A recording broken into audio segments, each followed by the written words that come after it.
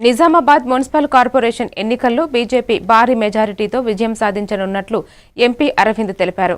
Congress, MIM మద్దతుతో అధికారాన్ని పొందాలని ప్రయత్నిస్తున్నారని విమర్శించారు. ప్రజల మద్దతుతో ఈసారి మేయర్ స్థానం బీజేపీకి దక్కుతుందని, అభివృద్ధి, పారదర్శక పాలన ప్రధాన అజెండా అని పేర్కొన్నారు. నిజామాబాద్ నగరానికి ఇందూరు అనే పేరు పెట్టడం తప్పకుండా నెరవేరుతుందని ఎంపీ అరవింద్ స్పష్టం చేశారు.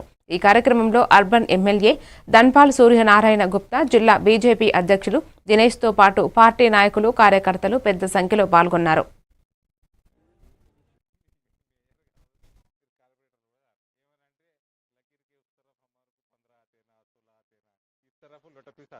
पहले बोल रहा हूँ, आप कारपोरेटर भी नहीं बनते, मेयर छोड़ो, स्टैंप पेपर लिख के दूं देता हूँ, सही और एक स्टैंप पेपर बहुत दिन हो गया. మీరు కార్పొరేటరే గారు, పాప మంచి మంచి వాళ్ళ పేర్లు వినబడుతున్నాయి, నాకు బకరాలు అవుతుంది. మీరు కార్పొరేటరే గారండి.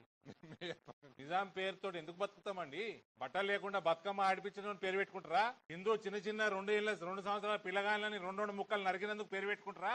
నిజాంది రజాకర్లతోటి హిందూ మహిళల్ని మానవి అదేంది రేపులు చేసిన వాళ్ళని పేరు పెట్టుకుంటారా? మానభంగం చేసిన వాళ్ళని, మర్డర్లు చేసిన వాళ్ళని హిందువులని పేరు పెట్టుకుంటాడా? ఎందుకు పెట్టుకోవాలి నిజాం పేరు? జవాబు చెప్పాను. పీకుడు డెవలప్మెంట్ చేసారు. నరేంద్ర మోడీ కాలు దుమ్ము గోటి దుమ్ము కూడా పనికిరారు డెవలప్మెంట్. అది కూడా మేమే చేయాలి. హిందువులు పక్కకు పెట్టు, ముస్లింలు నడుతున్నా ఏం పీకులు చెప్పారు కాంగ్రెస్.